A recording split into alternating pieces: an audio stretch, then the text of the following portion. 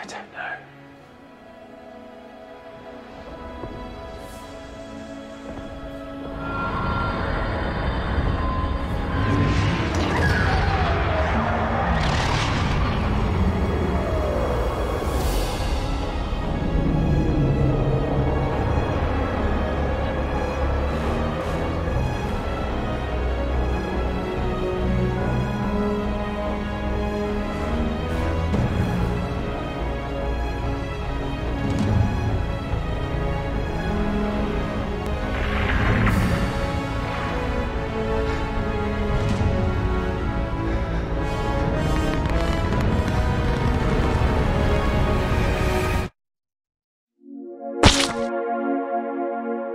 Rome is burning, and someone finally told the emperor about them not wearing clothes. That's right, today we're going to be going over the bombshell article from Variety. Of course, with all of this, I don't trust anybody in the Access media. I believe they think it is now safe to dogpile on a wounded company, a wounded animal, and this of course is all probably precedent for some other reason behind the scenes. So taking all of this with a nice dose of skepticism, we're going to be going over it and also going over maybe some new stuff that people are already saying isn't true in that article. But again, they're saying one thing, they're saying one thing, but it's all interesting nonetheless to actually look at. And it's kind of fun to see where they're going to be and take little guesses. So without further ado, let's get into the article.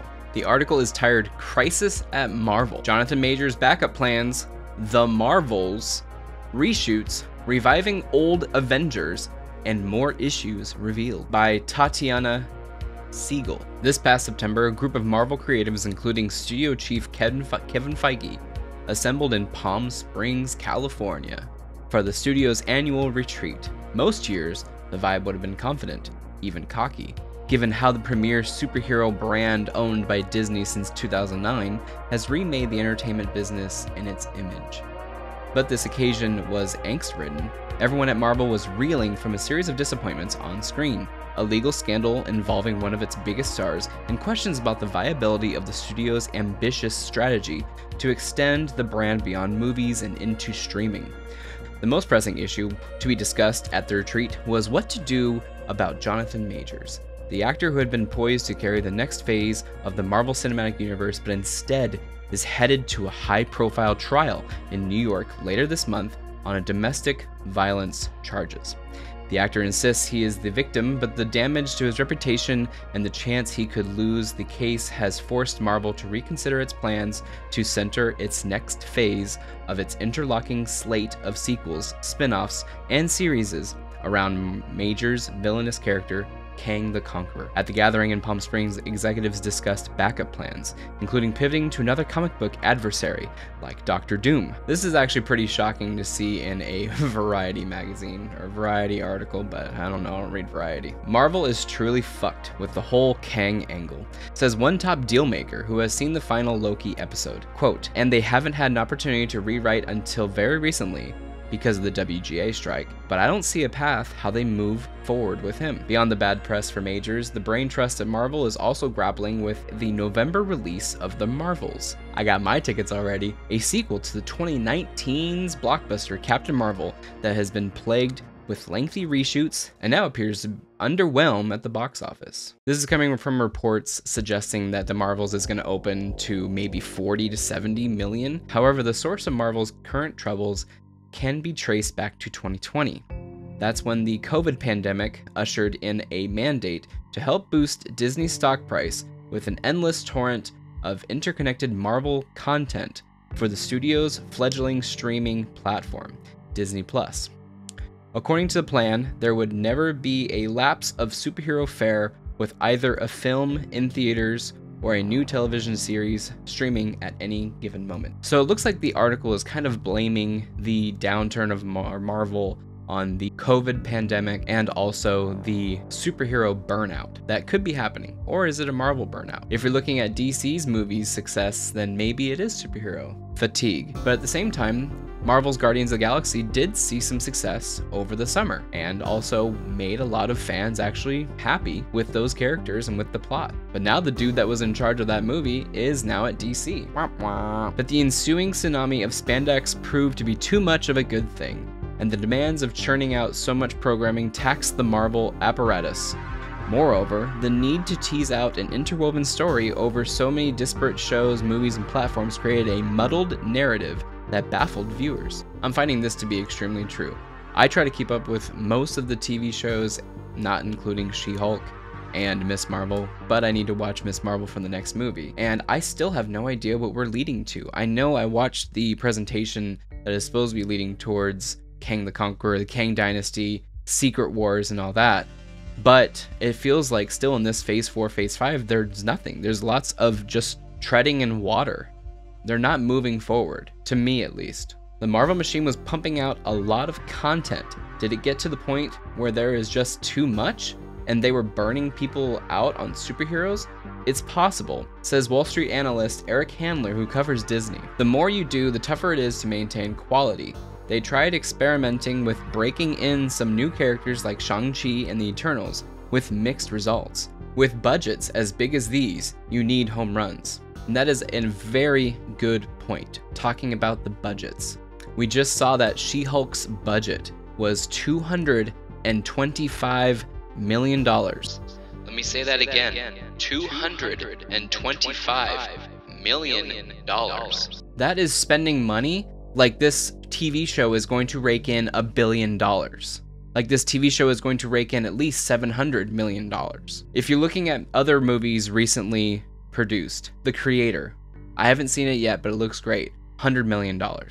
If you're looking at TV shows, of course, Obi-Wan Kenobi is not my favorite show, and giving that production more money may not have solved some of the woes that we have as fans with that show, but that show had a $90 million budget.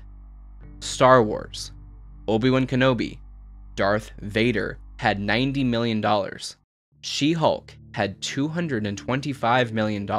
Again, not saying that would have saved Obi-Wan Kenobi, but it really does show where Disney thinks that they're going to get the most bang for their buck. I mean, Andor actually did have more of a budget than Obi-Wan Kenobi did, but I don't know what to say about that, really. So we're talking really big budgets, and they need to bring in more money to basically afford it, and it hasn't been. But why hasn't it been? We also have seen Disney Plus's subscriber base dwindle since the inception of it. Even with these new shows, with these new, Loki had some of the best numbers in its first season, just reported in right now. The season 2 debut of Marvel series pulls in less viewing time than its 2021 series premiere.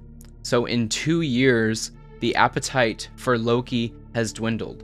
Apparently, according to Nielsen ratings, it is 31% lower than season 1 of Loki. So it looks like we have a couple of problems going on right now. The budgets of these projects are super huge, way larger than they need to be. The fan base is not showing up. The dollars are not coming in as much as it used to be, and as much as they probably projected it to be. They were probably guessing every single show, every single thing to bring in $1 billion. So why not spend $250 million? Just chump change. Which brings us to the next theatrical release for Marvel, which is The Marvels. Not going to say anything on its quality yet. I haven't seen it. I do have my tickets for November 10th, so we're going to see it then, and definitely going to have a review on the channel afterwards. I'm coming in with low expectations, but only low expectations because that way I won't feel bad. And honestly, I've come into every single movie with low expectations, and sometimes it works out. The Marvels, which opens up in theaters November 10th, will struggle to get the ball past the infield, at least by Marvel's outsized standards. The movie, which cost $250 million, I believe those numbers to be incorrect, and from last year, I believe them to be over $300 million now. But again, who really knows, because Disney and Marvel like to hide money in other places, and it's basically a way of moving money around for somebody. I'm sure somebody's getting paid somewhere somehow. And sees Brie Larson reprising her role as Captain Marvel. It is tracking to open $75 million to $80 million, far below the $185 million Doctor Strange in the Mom Multiverse of Madness took in domestically in its debut weekend last year. That's crazy that it's already been a year since Doctor Strange Mom. Time flies. I'm just gonna say that. Directed by Nia DaCosta, The Marvels unites Larson's heroine with two superpowered allies, Tiana Paris's Monica Rambeau, introduced in the 2021 Disney series WandaVision, and Iman Vellani's Kamala Khan, first seen in the 2022 series Miss Marvel. Now, for Miss Marvel, I'm definitely going to download it and possibly watch it on my trip to Texas next week, and then by the time I'm back home, I'll see the Marvels and I'll know what happened to Miss Marvel. But instead of seamlessly building on the success of Captain Marvel, this movie resulted in 4 weeks of reshoots to bring coherence to a tangled storyline. Then, eyebrows were raised again when DaCosta began working on another film while The Marvels was still in post-production. Now, speaking in regards to this, as a director, I can imagine her being basically done with her part of the job. Like, she directed the cameras, she directed the actors, it's in post-production. Basically, the Marvel machine's gonna take over after that. There's no reason for her to be there.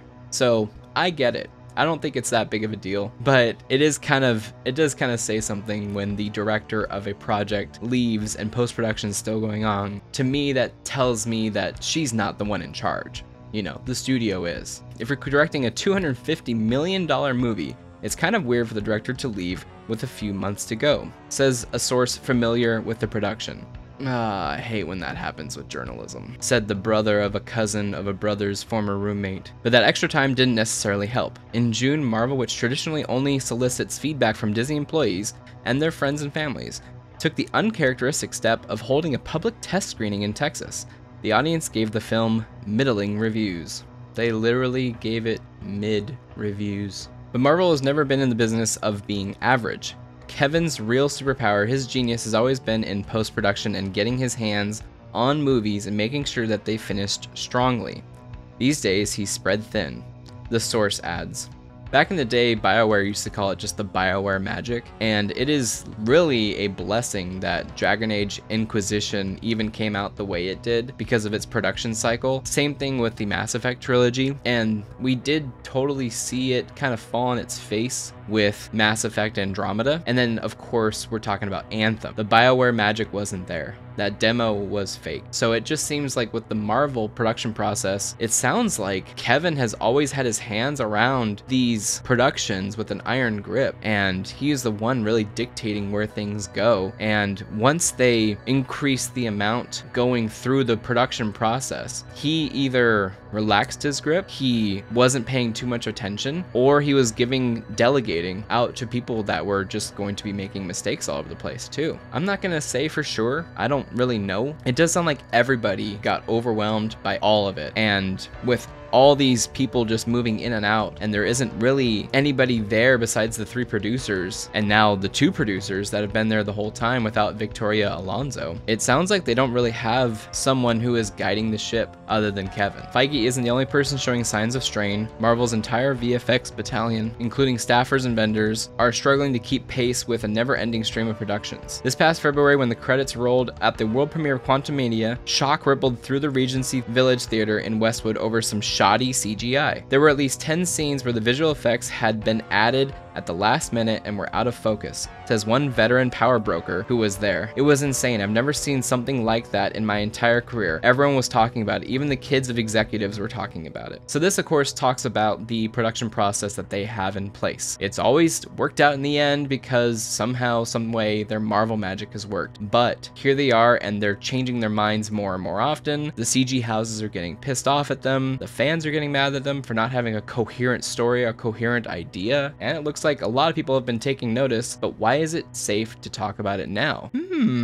I wonder. All the while, Marvel was bleeding money, with a single episode of She-Hulk costing some $25 million. As public criticism mounts, Feige is pulling the plug on scripts and projects that aren't working. Case in point, the Blade reboot with Mahershala Ali signed on for the eponymous role of a vampire. Things looked promising for the 2023 release, but the project has gone through at least 5 writers, 2 directors, and 1 shutdown 6 weeks before production. One person familiar with the script permutations says the story at one point morphed into a narrative led by women and filled with life lessons. Blade was relegated to the 4th lead, a bizarre idea considering the studio had 2-time Oscar winner Ali on board. Amid reports that Ali was ready to exit over script issues, Feige went back to the drawing board and hired Michael Green, the Oscar-nominated writer of Logan, to start anew. Speculation around town is that the studio is looking to make the film, now slated for 2025, on a budget of less than $100 million, a deviation from Marvel's big spending strategy. That is a good idea. Start bringing down the budgets and start being more smart with your money and your personnel. Start taking care of your people and start hiring the people that actually care about your projects. It's very odd to me that you're hiring people that hate these things in the past, or that weren't fans, or that don't like these things. You know, it makes no sense. They may be good showrunners or writers or stuff like that, but if they don't like it, I'm not sure you're going to get the quality content and that you want, or the quality art. The key to reinvigorating Marvel may lie with the superhero arsenal that Disney acquired during its 2019 purchase of 21st Century Fox. That deal brought several blue chip heroes back, such as X-Men and the Fantastic Four, back to the studio's control. Already fans are geeking out about the next year's Deadpool 3, which unites Ryan Reynolds' Merc with a mouth with Hugh Jackman's Wolverine, and a reboot of Fantastic Four slated for 2025. As a bonus, the Fox additions give Feige an opportunity to reimagine the X-Men franchise, the very property he cut his teeth on as a young executive at Lawrence Schuller Donner's production company. Now that the WGA strike is in the rearview mirror, Marvel has started talking to writers about bringing the X-Men into the MCU fold, while Feige recalibrates, the rest of the industry is anxiously hoping that Marvel's best days are not behind it. Writing the Marvel obituary will be ill-advised, says Jason Squire, professor emeritus at USC School of Cinematic Arts and host of the Movie Business podcast. Kevin Feige is the Babe Ruth of movie executives, and Marvel has the most profitable track record in movie history, no question. With all of this as well, there was rumors of Black Widow coming back, as well as Robert Downey Jr., of course, as Iron Man. Now, while people think this is kind of pandering to the fans, characters in comic books always die, come back, die, come back, die, come back. I don't think personally it does take away the sacrifice that these two characters made. There could be some, pocket dimension of whatever that they could be living in, or different universe, of course, of the multiverse. In the end, this is comic book storytelling, so something like that could occur, and it could be cool to see them back again. And it also doesn't take away from the sacrifice that their characters made. They did end up fixing things. On the same hand, though, you can see it as pandering to the audience for the good old days, for, remember these characters, that kind of thing. You can see it like that as well.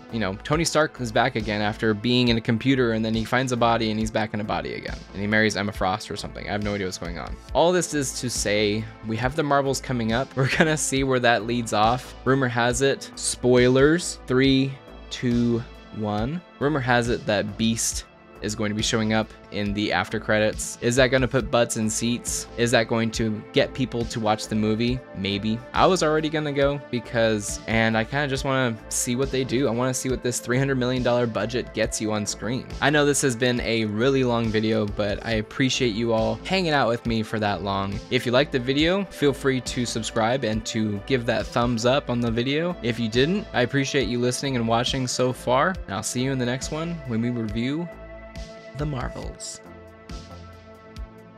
Yeah, it's gonna be good.